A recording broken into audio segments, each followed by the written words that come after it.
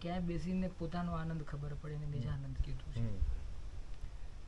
ક્યાં બેસીને આપણને બ્રહ્મ સ્વરૂપ પરમાત્મા છે એની અનુભૂતિ થઈને બ્રહ્માનંદ કીધું છે.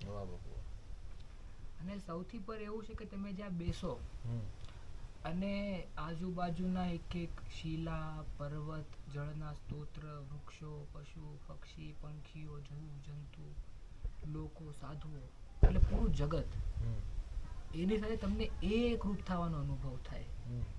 ગિરનારમાં બેસો એટલે ગિરનાર અને તમે જુદા છો, જ્યાર સુધી એવો ભાવ છે ત્યાર સુધી ગિરનાર નહીં સમજાય.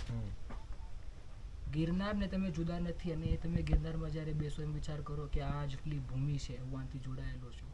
જેમ ઝાડના મૂળિયા નીચે ઉતરેલા છે ગુડમાં, એવી રીતે મારા મૂળિયા પણ ગિરનારમાં ઉતરેલા છે. કોઈ પહેલી વાર આવ્યો નથી.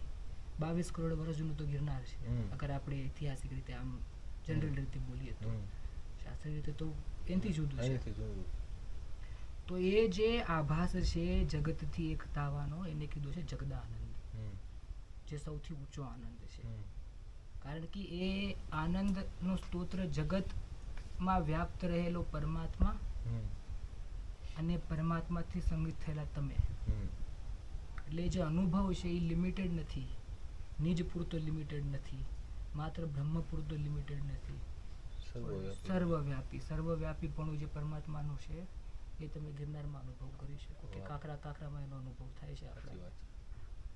અત્યારે ઈ જગદાનંદ નહીં એક કહેવાય કે અંશ રૂપી આપણે આનંદ લઈ રહ્યા છે. એક માત્ર એનું કે ને કે ઝબકારું, ગંગા સતી પાનબાઈ કે વીજળીના ચમકારા, એ ચમકારો. હા, તો આ જે અનુભવો છે ને વીજળીના ચમકારા જેવા હોય, એમાં મોતીડા પુરવવાના છે.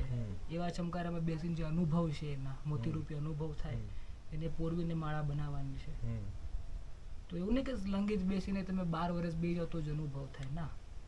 જીવનનો એક દિવસ કાઢીને પણ કોઈ સ્થાને આપણે જઈએ, ચિંતન કરીએ, ધ્યાન કરીએ, પરમાત્માનું ચિંતન કરીએ, તો પણ ન્યાય એવા અનુભવ આપણે અગર ક્ષણ માત્ર પણ થાય તો એ બહુ કલ્યાણકારી છે.